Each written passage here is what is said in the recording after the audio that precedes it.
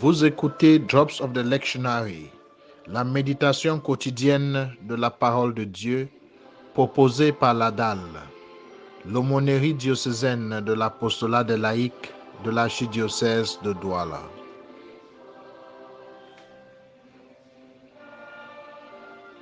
Seigneur mon Dieu, ta parole est la lampe sur mes pas, la lumière sur ma route.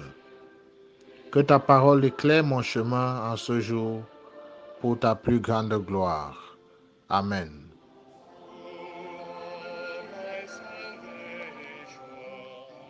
A reading from the letter of St. Paul to the Ephesians, chapter 1, verse 1 to 10. Paul, an apostle of Christ Jesus by the will of God, to the holy ones who are in Ephesus and faithful in Christ Jesus. Grace to you and peace from God our Father and the Lord Jesus Christ.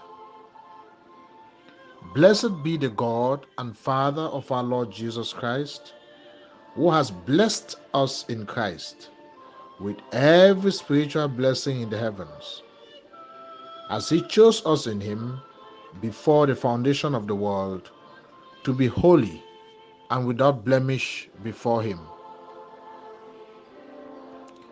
The word of the Lord.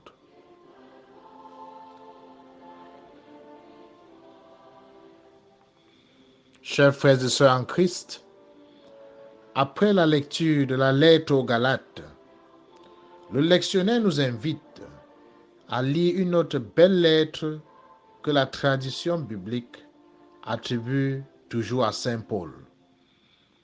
Il s'agit de la lettre aux Éphésiens.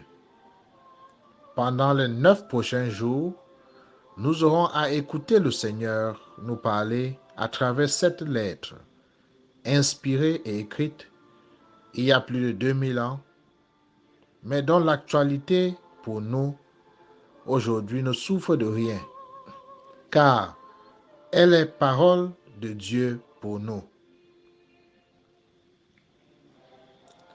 La grâce et la paix de notre Seigneur Jésus-Christ, l'amour de Dieu le Père et la communion de l'Esprit Saint soient avec vous. Nous connaissons bien cette salutation que le célébrant au début de chaque messe, chaque célébration eucharistique adresse à l'Assemblée. Comme toute parole de la messe, cette salutation est tirée de la Bible, précisément de la lettre de Saint Paul apôtre aux Éphésiens. Grâce et paix venant de Dieu le Père et de son Fils Jésus-Christ, voilà ce que Paul souhaite le plus pour les Éphésiens. Sa prière prioritaire, grâce et paix. Toute la lettre porte sur comment accueillir la grâce de Dieu et vivre dans sa paix. Et pourtant, les chrétiens d'Éphèse vivaient dans une ville cosmopolite, portuaire, dont ils connaissaient pas mal de problèmes sociaux, économiques et même culturels. Et même spirituels, puisqu'à Éphèse, au temps de Paul, il existait le temple de la déesse Artémis, le dieu de la fertilité. Une grande tentation pour les chrétiens qui avaient des problèmes physiques, qui avaient des problèmes de stérilité. Mais voilà que Paul laisse tout cela à côté pour leur souhaiter la paix. Oui, la paix. La paix, c'est ce que nous recherchons tous, au-delà de tous nos besoins. Tous nos besoins matériels, émotionnels, sentimentaux, toutes nos aspirations politiques et sociales se résument en cela, la paix. Et pourtant, la vraie paix, nous dit Saint Paul, vient de Dieu, de son projet pour nous.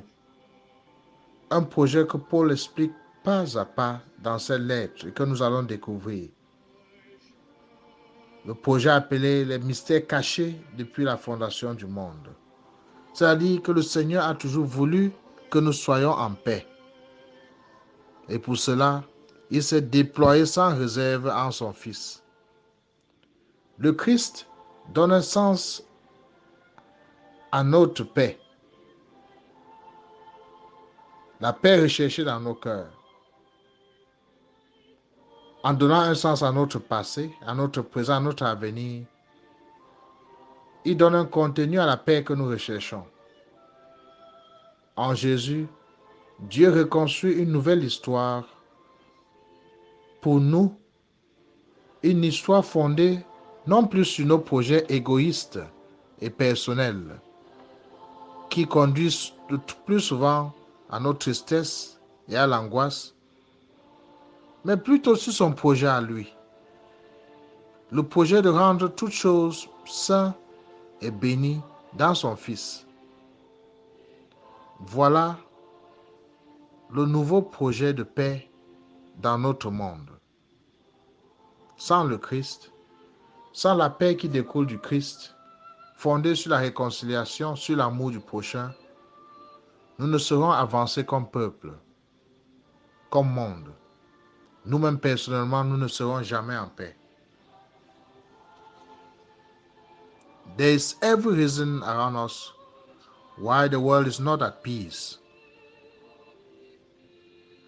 Why we are not at peace with ourselves and with each other. The letter to the Ephesians that we begin reading today lays out God's plan for peace in our world and in our hearts. God alone is the source of our peace.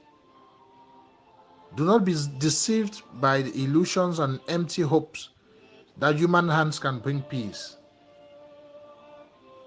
There is peace in Christ and in Him alone. So to live no longer for ourselves but for Christ is our way to peace. Let us pray.